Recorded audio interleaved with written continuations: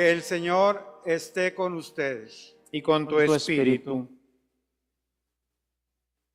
Del Santo Evangelio según San Juan. Gloria a ti, Señor.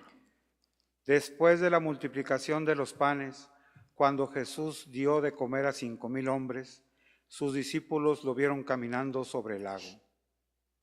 Al día siguiente, la multitud que estaba en la otra orilla del lago se dio cuenta de que ahí no había más que una sola barca y de que Jesús no se había embarcado con sus discípulos, sino que éstos habían partido solos. En eso llegaron otras barcas de Tiberíades al lugar donde la multitud había comido pan.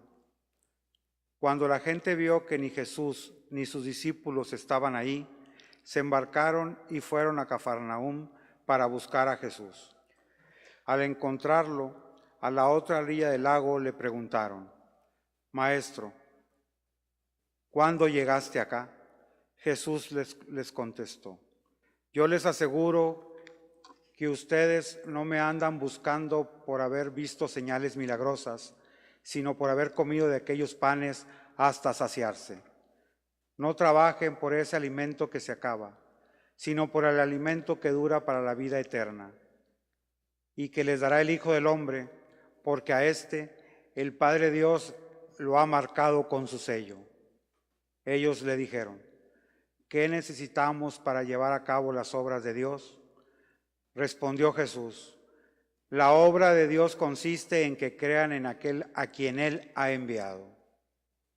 Palabra del Señor. Gloria a ti, Señor Jesús. Siéntense un momentito, por favor.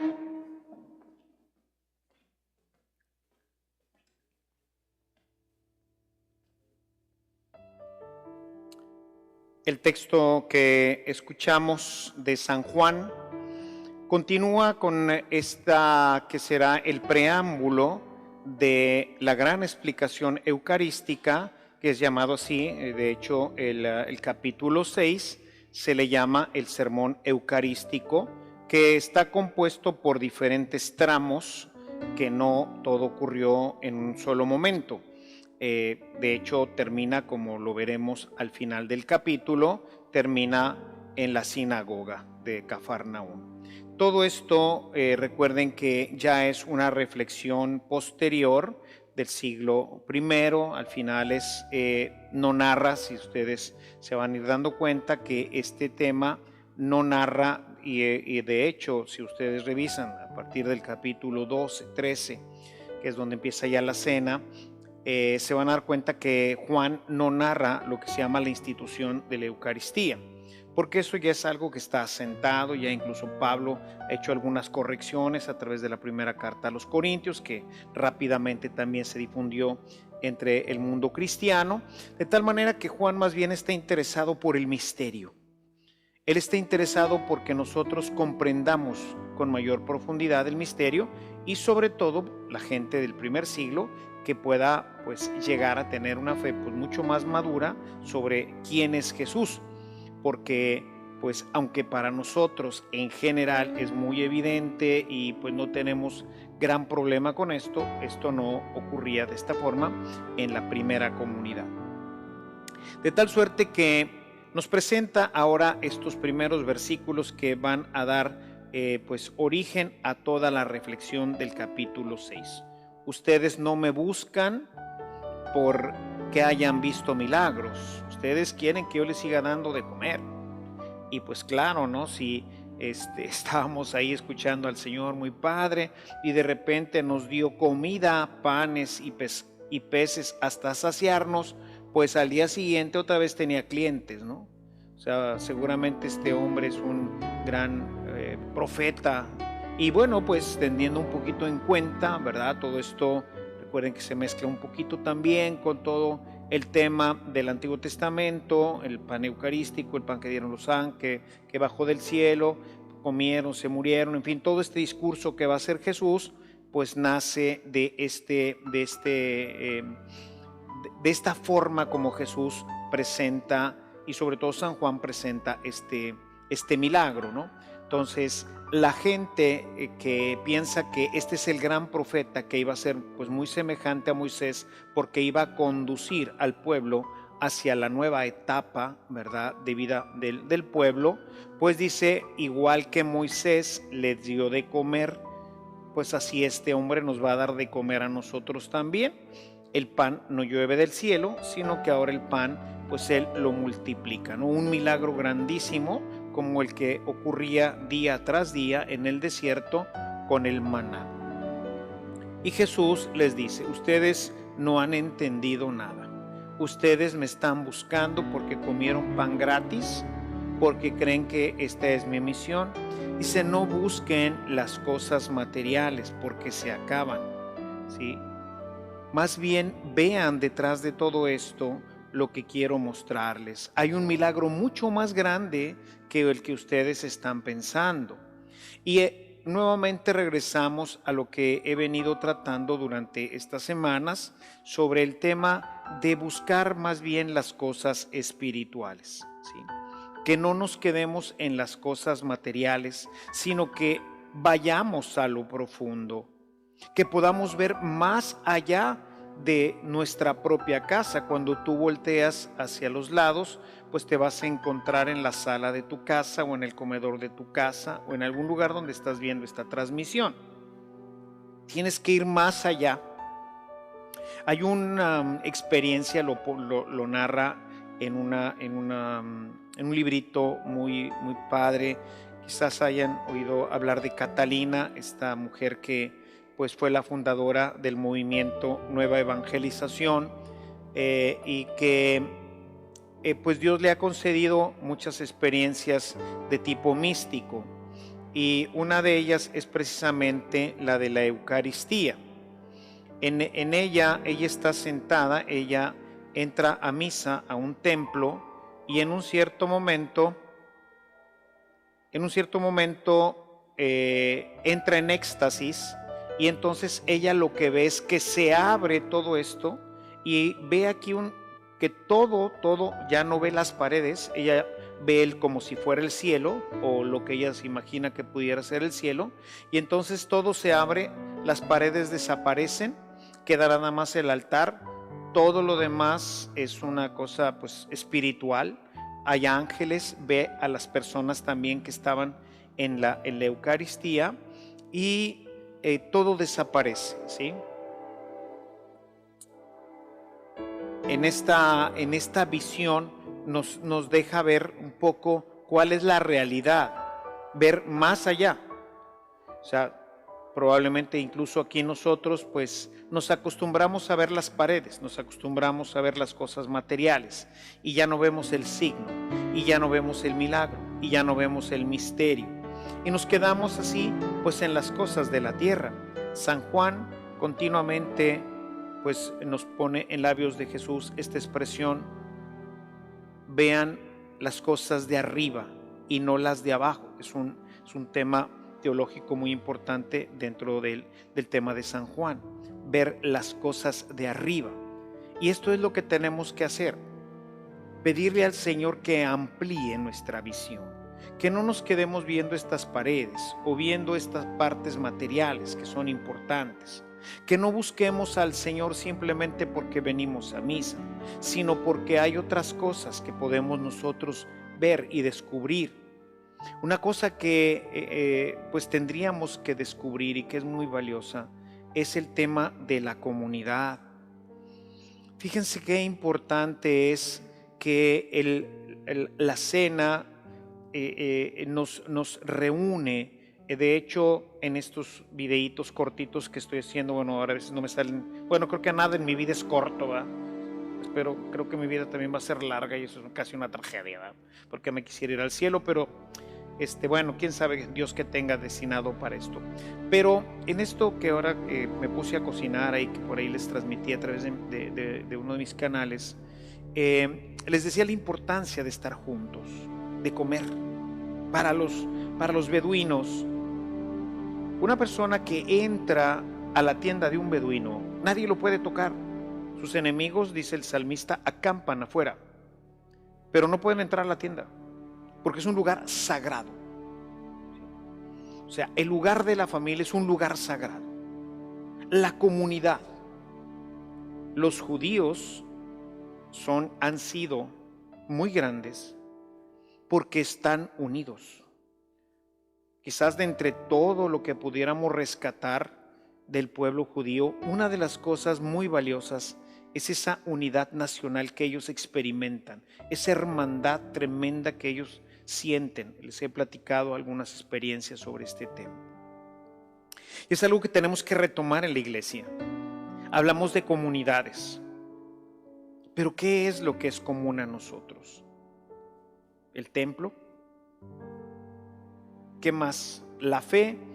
Pues ahí, si hacemos un análisis de nuestra fe, quién sabe si todos creamos lo mismo y lo creamos con el mismo asentimiento. Pero ¿qué más es común? Debe de ser común, pues como dice el texto de los Hechos de los Apóstoles, y todos tenían un solo corazón y una sola alma. Eran uno solo en Cristo. Jesús pide en este evangelio, pide: Padre, que todos sean uno como tú y yo somos uno. Verdaderamente la unidad. Y como he comentado en algunas ocasiones, pues no sabes ni quién está junto a ti, no lo conoces, no sabes ni su nombre. Hace algunos años hice una experiencia de una familia, dos familias, una pareja con un niño y una mujer que venía con su hijo, y yo creo que tenían al menos 6 o 7 meses de venir y siempre sentarse en la misma misa, en la misma banca. Y les dije: ¿ustedes se conocen? Pues no, o sea, la he visto aquí. ¿Sabes cómo se llama? No. ¿Dónde vive? No. Nada, no sabían nada. 6 meses, todos los domingos en la misma banca. Creo que este tiempo del COVID nos empuja a conocernos, empezando desde nuestra familia. De repente nos damos cuenta que no nos conocemos, que hemos vivido juntos por muchísimos años, pero que quizás no sé quién es mi papá o quién es mi mamá, porque cuando nos presionan sale lo que está dentro, ¿verdad? Si presionamos una naranja, pues no va a salir jugo de lima, ¿verdad? Va a salir jugo de naranja porque eso es lo que hay adentro. Igual cuando nos presionan, pues va saliendo nuestro verdadero yo, y por eso nos peleamos y nos descubrimos que somos irascibles, o nos descubrimos que somos más buenos que el pan, o quién sabe qué descubrimos en situaciones que empiezan a presionar nuestra vida. Empezar a descubrirnos que junto a mí hay gente que camina, que quiere también llegar al cielo, pero que necesita de ti. Nadie se salva solo. Dice claramente San Agustín: quien te creó sin ti, no te salvará sin ti. Necesitamos entrar en una comunión y darnos cuenta que la salvación es un misterio que atañe al cuerpo de Cristo, no al dedo de Cristo, ni al pie de Cristo, ni al ojo de Cristo, al cuerpo de Cristo. Y sobre eso Pablo escribe en carta a los romanos y también en carta a los Corintios, su primera carta. O sea, le queda muy claro que el tema es todos, no unos cuantos. Jesús no vino por los corintios, o no vino por los gálatas, o por los efesios, vino por todos, y quería Pablo llegar a todos, y en eso desgastó su vida. Y no solamente la desgastó para que conocieran a Jesús, sino para que formaran comunidades. Y por eso al final siempre se despide de la comunidad y quiere que sus cartas las lean las comunidades que se reúnen a celebrar la Eucaristía cada domingo. Compartan esta carta con los hermanos. O sea, es importante la comunidad. Y la comunidad encuentra un punto de reunión maravilloso que es la Eucaristía, que es la cena en la casa, la comida en la casa. Ahí empieza la comunidad. Si no sabemos hacer comunidad en la casa, ¿cómo vamos a hacerla aquí? Jesús va a hablar en este capítulo de la comida que da vida. Hablará de la Eucaristía, pero para eso necesitamos trascender. Para eso necesitamos descubrir algo que va mucho más allá de nuestros sentidos. No buscar el pan, buscar a Cristo. buscar las gracias que Él produce en nuestras vidas. Y por eso es importante, mis hermanos, que aprovechemos este tiempo en el que no podemos hacer una comunidad como la que pues esperamos poder llegar a ser más adelante, pero tenemos ahora la oportunidad de valorar verdaderamente qué es una comunidad y cómo generar, cómo descubrirnos como comunidad. Empezaremos en esta semana, Dios mediante, a recibir la ayuda para todos aquellos que pasan hambre, que pasan necesidad. Iniciaremos un proceso para conocer gente que no conocemos, gente que a lo mejor nunca conoceremos, pero que sabrá que tiene hermanos que están preocupados por ellos, que por eso en esa mesa siempre hay un pan para llevar a casa. Eso es hacer comunidad. Y eso empieza en tu casa, con los tuyos, cuando todas las paredes se caen y entonces emerge la gran comunidad cristiana.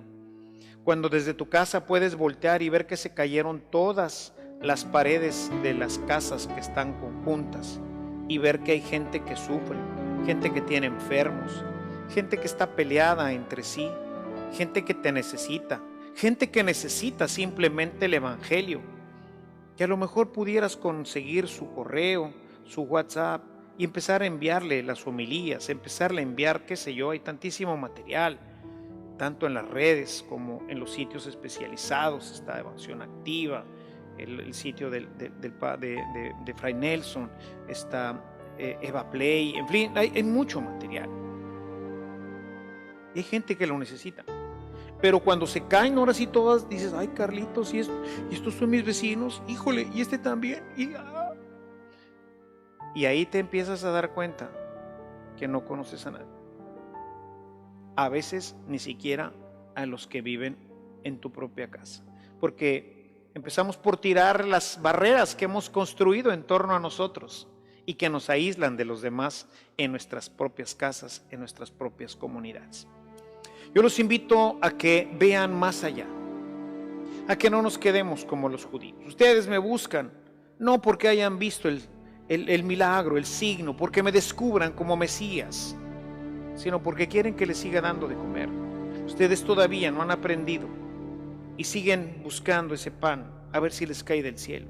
Y dirá más adelante, Moisés les dio el pan que cae del cielo, pero yo les voy a dar un pan diferente, un pan que da la vida. Un pan que no tiene nada que ver con las cosas materiales, sino con algo que va muchísimo más allá.